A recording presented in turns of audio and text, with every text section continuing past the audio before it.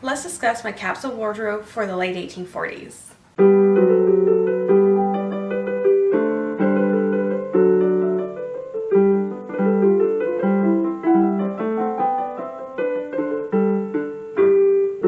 Hi everyone, my name is Caitlin. I'm a living historian who educates other living historians by teaching them old-fashioned sewing skills and copying original garments. We have been going through my living history wardrobe for two reasons, mostly to see if I have any excess pieces that maybe sell or give away, or so that they can be used by other people, because I don't use it very often, and also two, to identify any gaps in my living history wardrobe. That way I can fill those gaps and not have such a odd wardrobe with like no winter garments for an era, but for some reason 5 pelerines. So this is just my way of trying to get everything I need to do within living history coupled down into as few garments as physically possible. And I do a lot of time periods, so yes, I have a lot of living history. I have a lot of clothes for living history, but I don't need as many as I have, and there are still gaps in my wardrobe that need to be filled. This is going to be a big one. So this 1844 to about 1849-ish is kind of a big gap for me. I recently went to an event that was around 49-50, and I'm sitting here going, I have a lot of work to do. I sat there that first night of the event and was like, okay, here's a list of everything that I need as far as just dresses. Every single one of my dresses needs work, or I don't have a dress for something yet. So we're going to talk about that today. I live in Texas, and this is kind of a big era for Texas. So 1844, we are still our own country. 1845, we joined the United States.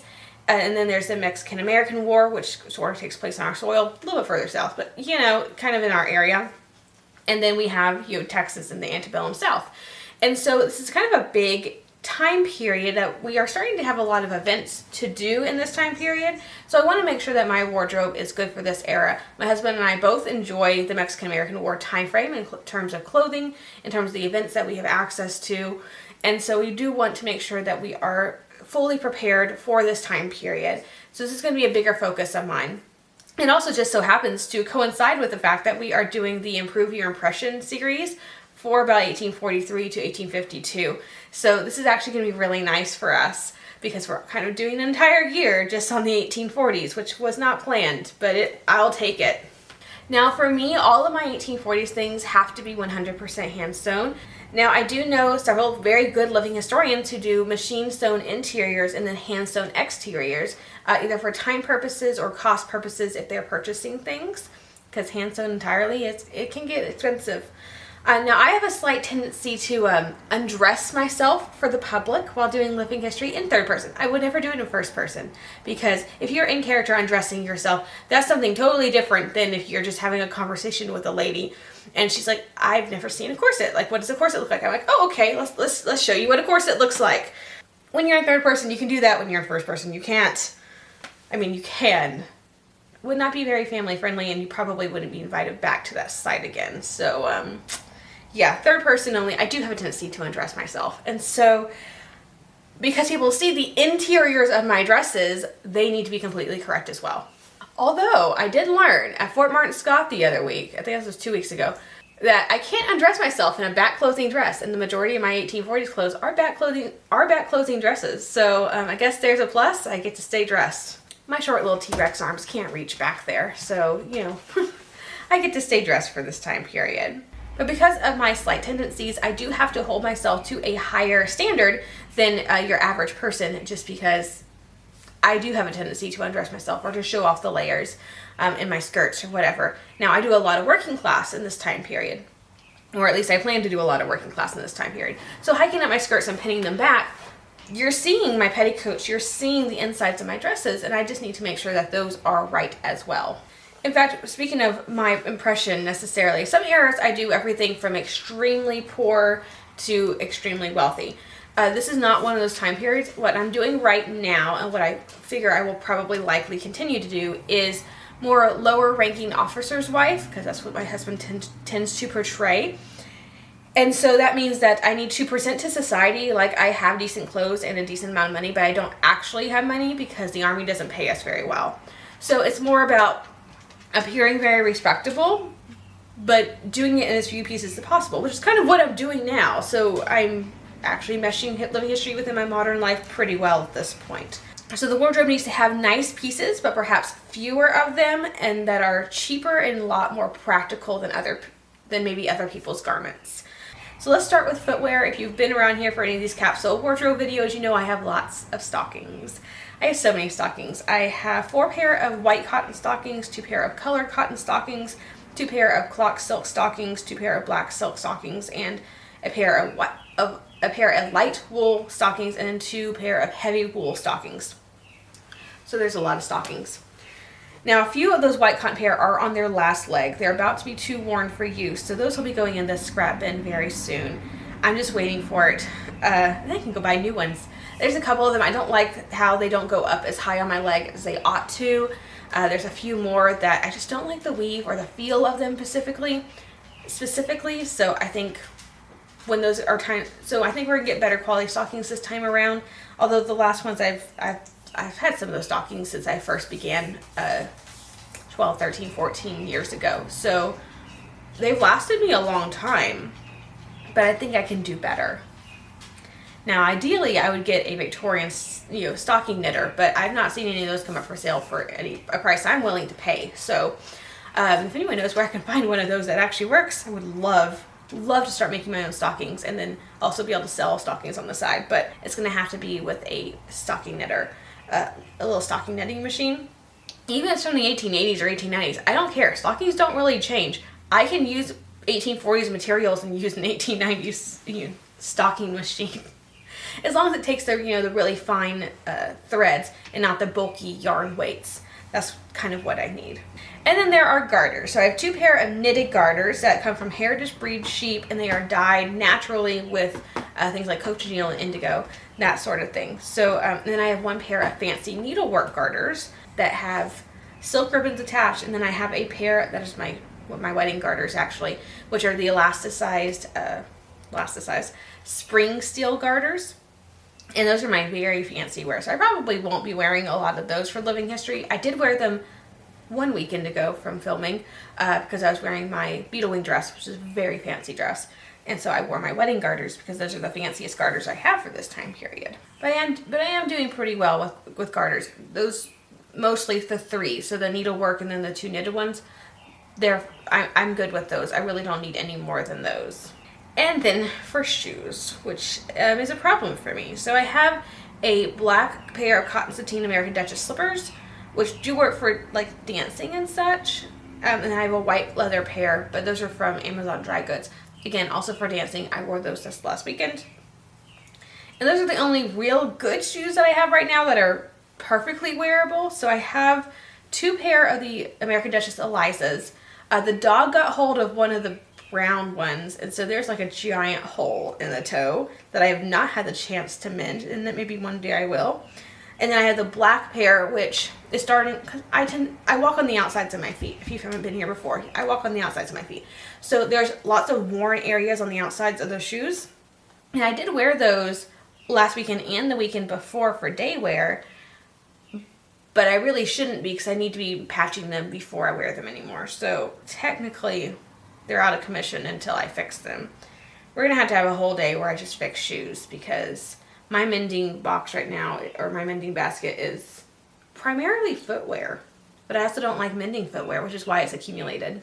What I really need is a pair of practical boots, which, as far as I can tell, nobody makes. I can find some American Duchess shoes, which I don't particularly care for American Duchess because they seem to be mostly for costumers who like go prance around a parlor or go to a tea party or something. They don't tend to handle hard wear very well. When you're cooking outside on a fire or hiking or horseback riding, they don't seem to hold up to that as well for actual living history use. And there's our wool uppers with leather foxing, which is fine for working wear. I would prefer a full leather boot, and as far as I know, nobody makes one appropriate for the 1840s because you don't have heels in the 1840s. I can find heeled ones. I have some heeled ones that are otherwise great. They work for 1855 through the 1870-ish, but I can't wear them for 1840s because they have an inch long heel. And so I'm having footwear struggles right now. So all I have is really the shoes, which both need to be mended, and the slippers, which I really can't wear for work. I technically do know how to make my own shoes. I don't care to do it. And so I suppose down the road we are going to have to make myself a full leather boot that would work for 1830s and 1840s. That would be super ideal. I have an original last, but it's for, that actually fits me, but it's for slippers. And so I'll have to figure out a way to make a mold of it and then kind of make it into a boot shape so I have a actual last for that. So footwear needs work, but I'm not willing to work on it right now. That's basically the summarized version of all of that. So let's talk about underwear. So I don't wear drawers for this era because in my current research, I'm leaning towards American women weren't wearing them until really the crinoline came back. So I just choose not to wear them. I don't like them anyway, so might as well not wear them if I had the excuse. But I do, of course, wear chemises. So the Workwoman's Guide in 1838 has the old style of shift, but that is published well into the early mid-1840s. I think 1844 is the last time you see that. So I could technically get away with wearing all three of my shifts from that time period. So I could technically get away with wearing my shifts from that style, so which would be 2 cotton ones and a linen one. I prefer not to because that is, I think there's one other source that has that type of shift published in the 1840s, but I don't really see their use so much in paintings and that sort of thing. So what I have been wearing is my embroidered cotton linen blend yoked chemises, and I have 2 of those, and they work fine. Ideally, I would start making a square yoke chemise from the 1830s, and I could wear that into the 1840s well, but my yoked one I think works really well. Eventually, I'm going to copy, as soon as I find enough tatting, I'm going to copy an extant chemise that is probably from the early 1850s that's in my collection. And that style works for late 1840s as well. So I'll eventually have 3, but I don't tat. I have had like 5 people try to teach me to tat. I cannot do it. I have tried and tried and tried. It does not work for me. So I'm on the hunt for enough tatting to do a pair of chemise, to do a chemise and a pair of drawers as well that match, because I like my chemises and drawers to match. Even though I don't often wear drawers, I like to have matching sets, okay? They look nice. I did just finish my 1840s corset, so that is nice. I managed to puncture a hole in the side of it by pulling on a seam where I should not have pulled. I should have pulled on the fabric, not at the seam. So I have a little bit of mending to do, but that's going to take me 5 minutes. That's not a big deal. I was actually a little bit concerned about that corset because the 1840s corsets are so long. Now the problem is with that 1840s corset, it works great for like 1845 to about 1847, 48, and then it really, the long gussets really isn't appropriate. I do honestly need a late 1840s and early 1850s corset. They're the same shape as the 1860s corsets with a little bit of a longer waist and the no front opening busk. Yes, the front opening busks were around, like they were patented, but I don't see them in common use until the 1860s. I see a few late 1850s ones using the front opening busk, but most of them are still, not front opening until the 1860s. And so basically I need my 1860s corset exactly how it is, but without a front opening busk, which is totally doable. I can totally trace that, and I think I still have the pattern pieces when I made that 2.5 years ago, so that was my wedding corset. So I think that'd be totally doable. I just actually have to sit down and do it. And I'm kind of tapped out of corset making right now because I just finished the 18th century stays and I finished the 1840s corset, and then I mended my 1860s corset because I grew in the bust and I need gussets all of a sudden. So yeah, I don't know when that's going to happen, but I do need a good late 1840s, early 1850s corset. I have a great mid 1840s corset now. I just need a late 1840s, early 1850s corset. Technically, I kind of have one. I never really liked it, and it is on display at a museum right now, or at least underneath garments. I used it for support, so you get the mannequin has the right shape. So I have an excuse to make a new one. It's essentially what I'm getting at. One that I hopefully like a little bit better. So for petticoats, I do have a wool flannel petticoat that I wear for winter, and then a fancy embroidered petticoat, and then also a plain white petticoat. That one technically needs to be resewn at the hem because I did it with a running stitch, which is not what a hem stitch is. and that does need to be redone. It is coming apart in some places, so that is in the mending pile, but it is done essentially. I have a hand woven corded petticoat, which isn't fantastic, and I'm going to do it again one day. And then I also have a machine sewn corded petticoat, which again I try to wear post 1850, although I have done it for late 1840s as well. Just my machine sewing thing. I do say post 1850 is machine sewn and pre 1850 is hand sewn for me personally. I live in Texas. I can find sewing machines being advertised beginning in December of 1845. So here in Texas. So technically I could probably do away for 46 up is I can have some machine sewn things.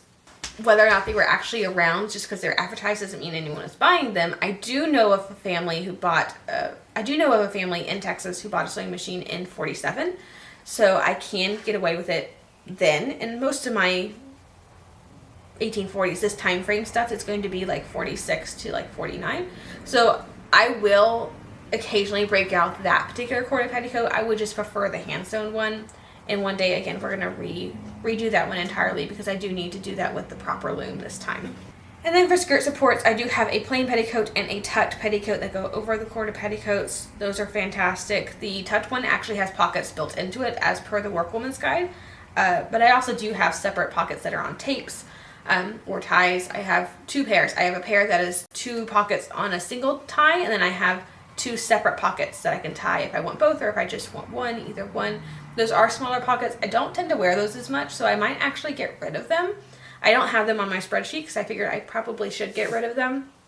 And then I need to look into fancier 1830s and 1840s pockets because I felt really weird wearing the patchwork ones underneath my ball gown. That just felt weird. And it shouldn't, because patchwork really wasn't a poor person's thing. Like, that's something that rich ladies did most of the time. There are some poorer people who quilted, but most people didn't have the time to quilt. Quilting was kind of like a fancier thing for ladies to do. And so I shouldn't have felt that way. I should have felt like that was, I guess they're fine. But it just feels weird because we think of patchwork as, lower class. And then I have two wool petticoats. One is on display under dress at the museum. That's my plaid one. And then I have a brown one that I wear for most working situations because wool is both flame resistant and water resistant, meaning it's really good to work around fires and such. Wearing a wool petticoat is much safer. And then for nightwear, I do have my late 1830s, early 1840s night dress and nightcap set that I made for the 1830s, but it works for 1840s as well. And I think that's about it for underwear. So now for dresses. This is where I have a lot of work to do. If you thought I had a lot of work to do beforehand, we haven't talked about dresses yet. This ought to be fun. So I just finished my maroon wool dress off the original I own. That one's mostly good. The only thing I noticed is that the pocket slit is really far in the front. I don't care for that. So I'm going to close that off and then cut myself a pocket slit more where I would normally put a pocket.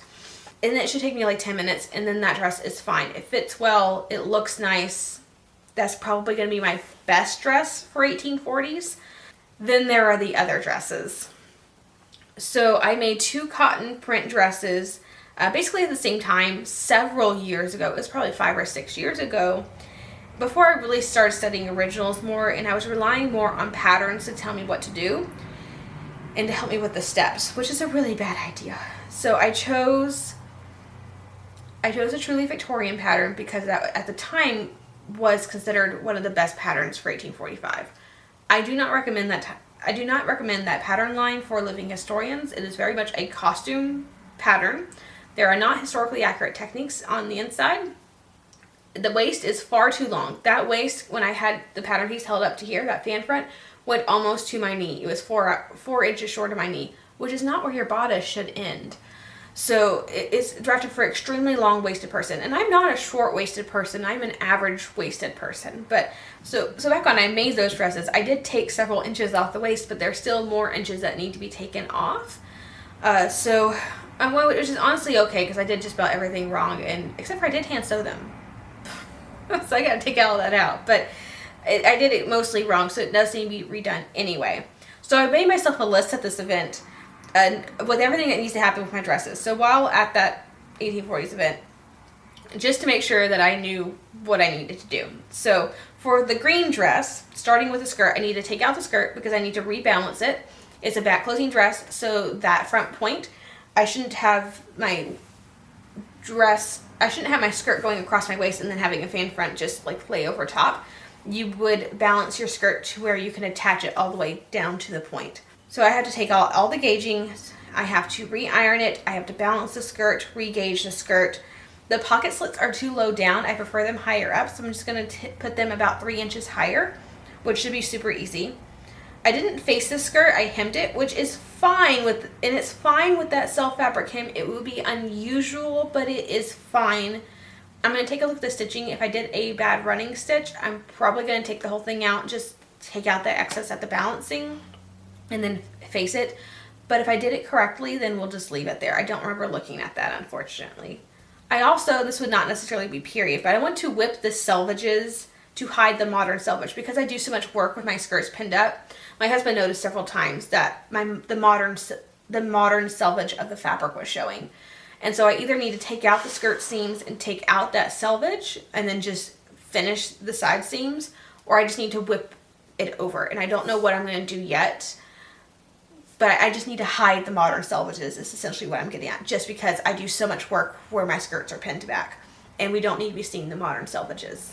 So for the bodice, it fits mostly well. I think there is some shirring in the front that could be tightened, and I think the waist, of course, needs to be shortened by 2 inches, and I think it could be taken in about 1/2 inch or so. The side and the back waist are fine, but the front is just too much, and it's not as defined of a point as it ought to be. So I'm going to redo that.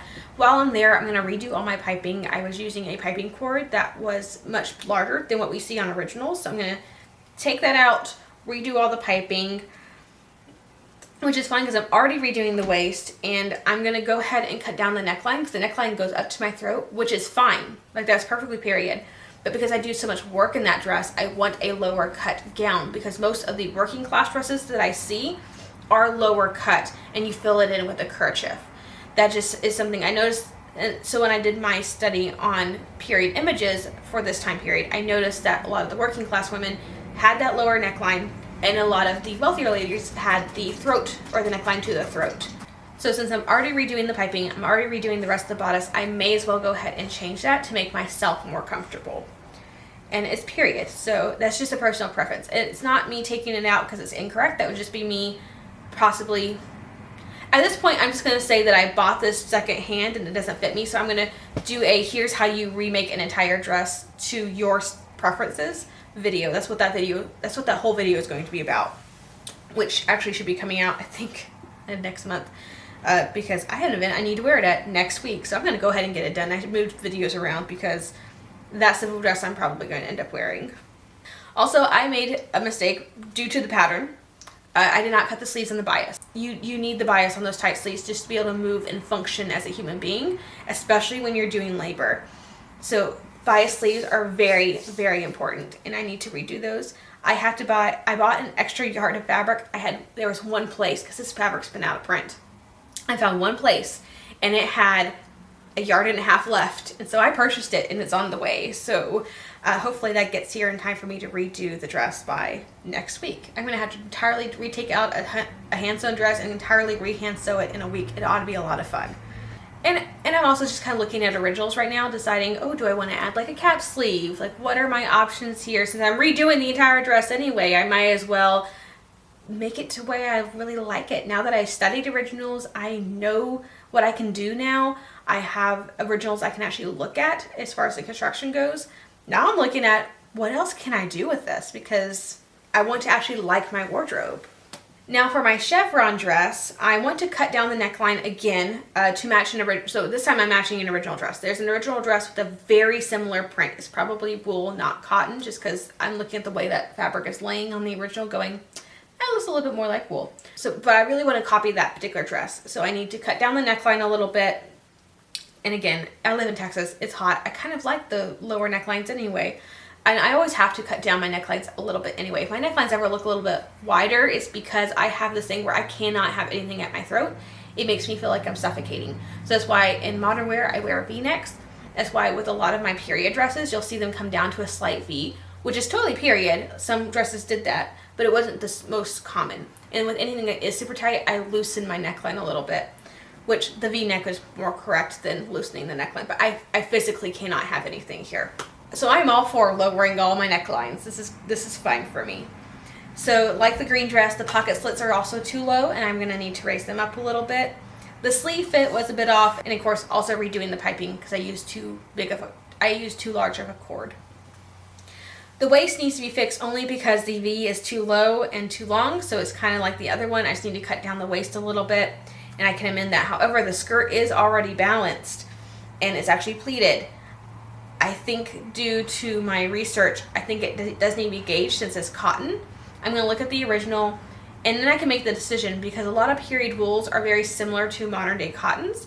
So I need to make the decision whether I'm going to treat it like a cotton, which is what it is, or treat it like a wool, which is what it appears to be. And so I'm going to make that decision, decide whether I need to keep it pleated or if I'm going to gauge it. I'm going to do that whenever we actually do the project. I can make all those decisions then. And same thing with the other dress. I need to hide the modern selvages just in case I ever have the skirts pinned up. And since I'm redoing the whole thing anyway, just like the other dress, I'm mulling around adding some bretelles. So it's a multi-piece bodice. So instead of having darts, it's a shaped bodice piece, and I can add bretelles, which I think would be super cool. The original didn't have bretelles though. So I think I'm going to wait on that one. What I'm thinking I'm going to do down the road, if we have kids and I end up nursing, bretelles would be a fantastic way to hide nursing slits in a dress. And so what I think I might do is save the bretelles, and then if that day comes, then I can take that dress and do a whole video on here's how to amend a dress into a nursing dress, essentially. So I think that's going to be a later addition. So those two whole dresses are going to be complete take-aparts, like down to the seams, recutting the whole thing to fit, and redoing it correctly. I also want to make a third dress, a third cotton dress, I should say fourth dress, but it's my third cotton dress, because I got to examine a sheer 1840s dress with Texas provenance. So it's from Texas, from Nacogdoches actually. And I decided I'm going to recreate it. So I found a similar plaid. The original colors would not have looked good to me. I don't look good in orange and yellow. So I chose a brown and blue plaid that's very similar in the same weight and the same weave. And so it should be coming in pretty soon. I'm going to be making that as my probably second nicest dress. I mean, the wool dress is going to be my nice winter dress, and this will be my nice summer dress. And then I have the two working dresses. It's essentially how we're going to go about that. And also, it's different because it is a front closing dress, and all of my other ones are back closing dresses. So if I'm ever in a situation where I don't have my husband or a friend to dress me, I can get into the sheer dress at the very least. So I figured, after looking at my wardrobe going, they're all back closing dresses. If there's an emergency, we're going to have a problem. I decided I needed to make one front closing dress, and I just happened to have recently seen this original. So now we're making a fourth dress, even though I don't necessarily need it. But we're, again, starting to do a lot more 1840 stuff. So a sheer dress would be very helpful for the Texas heat. Now, I have considered taking that green dress apart and making it a front closing dress. I don't know. And then I would end up with two front closing and two back closing dresses, which would be fine. And that would actually be kind of nice to have them. But I don't know if I want to commit to that yet. That also may be maybe it'll go into a whole remake my 1840s dresses into nursing dresses video. And then we'll figure out a way to make all four of them nursing dresses. Because, I mean, the wool one's super easy because that's an overlay. I just have to cut slits into the lining. And then I would put the bretelles on the other one. I would change the green one into a front closing dress so that I could easily nurse. That actually might be a good video. We'll do that. We'll just save that for later. Now, I do not have any silk dresses for this time period because I haven't needed any yet. If the opportunity arises, I do have a silk stash that I can use in a pinch for this era, but again, I haven't needed anything, so it's not a priority for me. Now, I do have a sheer silk, blueberry silk, given to me by a friend, and I have the skirt made up. I have not made the bodices, and I'm going to do and I think I'm going to do that for early 1850s though, not necessarily for late 1840s, because I already will have a sheer dress for this time period, so I don't think I need another one. I think I'm going to make that one extremely early 1850s. Now, I do have a wrapper for this time period, but it is bright blue, and I have not been able to justify the color in cotton. I can find the colors in silks and wools. I can't find that color in cotton. So I had two choices. I could over dye or make a new one. I'm going to do both. I'm going to over dye the one I already have and probably gift it to a friend or a historic site. And then I'm going to make myself a new one because I feel like I want to make a new wrapper anyway. So I'm just going to redo it for the third time, because this is technically the third time I'd be remaking that wrapper. So y'all get to look forward to a whole lot of 1840s projects the next year or two, because I have so many things I need to do now. So most of it we're going to try to get to this year, so I can focus on other eras next year, because I'm also motivated to get this done right now. And I have events I can get things done slowly as I figured if I'd have one major project per event for 1840s, I might get it done in like a year, which would be really nice, and I'd have an actual functioning wardrobe. Now for accessories. I do have 2 aprons. I have a brown pinner and a blue half apron. Both are linen. The blue one is worn, and I did manage to burn a giant hole in it this last event, so I need to figure out where I put the extra fabric to mend that, but I know I have extra fabric, so that's not a big deal. We'll do it in a mending video. I own 6 pair of gloves that do work for this time period and happen to fit me, so that's great. I have a set of jet earrings, and I have a whole evening set of amethyst, and to include a brooch, earrings, and a little coronet, and also bracelets. And then I have a whole coral set, same thing. I have a necklace, I have a little coronet thing, and I have 2 bracelets, and I have earrings. I actually have several sets of coral earrings, and then a brooch as well.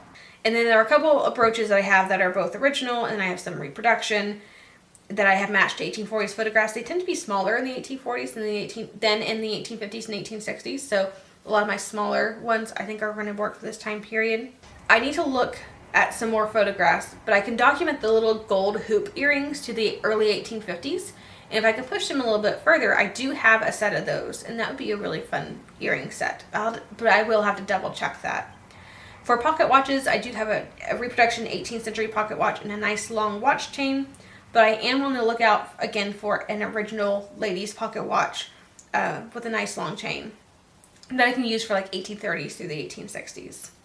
I'm constantly on the lookout for antique stores, but they either don't work, or they are too big, or they're not the right time period. So it's just something I'm going to have to hunt for, and it'll be very special to me when I finally do find what I need. And technically I have no good parasols for this era. I know I own like 50 parasols, but apparently we don't have any for this time period. So I have 2 like 1837 to 1841 walking parasols that are recovered, but those are going to be too early. I have an original umbrella that works, that's great for rain, so I do have that going for me. And I do need to recover one of my later 1840s parasols. I have a few that came to me without a cover, so I'll just make a cover for one of those and restore it, and we'll just use that. I have a couple of them already in the back room for that purpose. I just actually have to get around to it, because recovering parasols is not my favorite job. But I also haven't needed it yet, so there's that as well.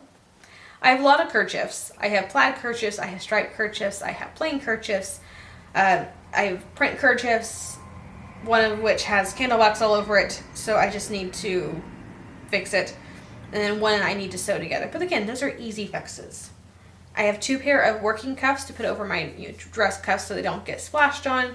And I have 2 sets of pretty cuffs, or my fancy cuffs, and then 2 chemisettes that I can wear under dresses to make them a little bit nicer. And I think that's it for accessories. Now for headwear, I do have a sunbonnet, which is fine. I think it's fine. It's based off one on the Met. I don't have any real bonnets, though. I really thought I did, but I looked at the ones that I had, and I have one that's early 1840s, like 1830 or 1842 to like 1844, and then the rest of them are like 1850 and later. I have nothing for this time period, which I don't understand. So now I do have a pattern for timely dresses. I think I bought the Arabella Grace pattern. So I have the stuff for a silk bonnet. I have the stuff for a straw bonnet, thinking I might use a straw bonnet a little bit more, and then I'd have an excuse to make a winter hood for winter, but then I would only have, because I don't think I would need a silk bonnet, a straw bonnet, and a winter hood, and the sun bonnet. I think that's overkill. All I think I need is a straw bonnet, the sun bonnet, and a winter hood. For right now, what I can do is I just recently bought a bonnet off Danielle. What I think I might do is just redo the stitching by hand so it's appropriate for what I like to do for 1840s, because it's great right now for 60s.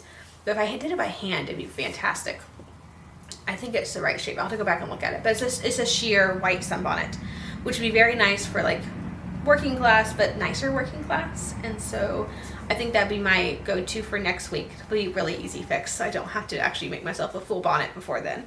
And also, if I make a sunbonnet up, I don't have to recover a parasol, because you don't have to use a parasol if you're wearing a sunbonnet. So this is me killing two birds with one stone. I get to do a really easy project and I don't have to recover a parasol.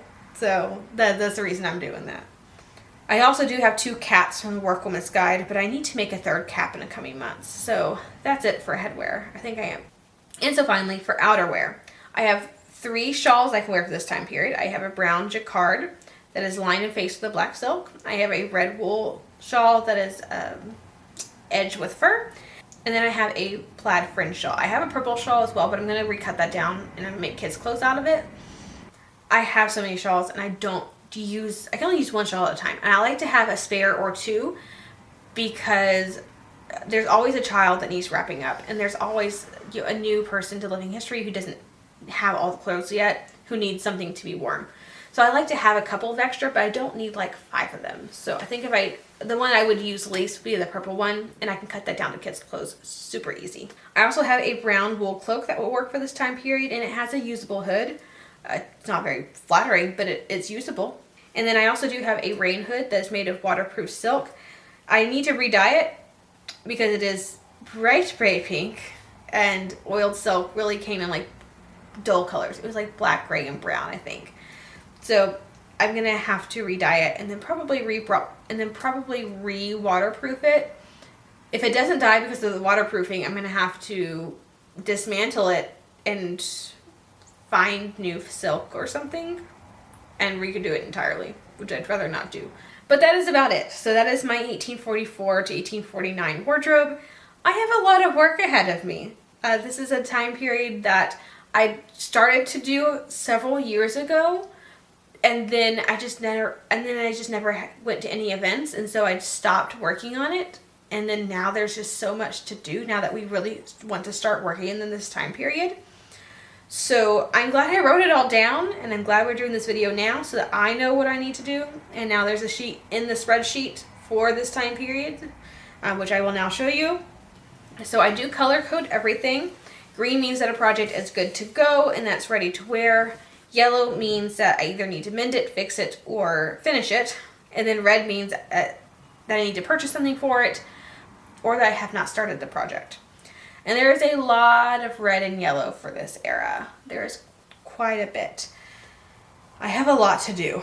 And I have 1 or 2 pieces I think that are blue. Blue just means it's on display at the museum because I would forget that I've had it on museum and I would freak out because I can't find something. But I just try to make sure that I have everything marked, that I know where everything is.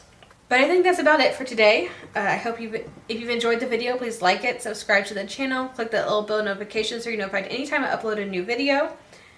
And as always, have a fantastic week, and I'll see you back here in the next video.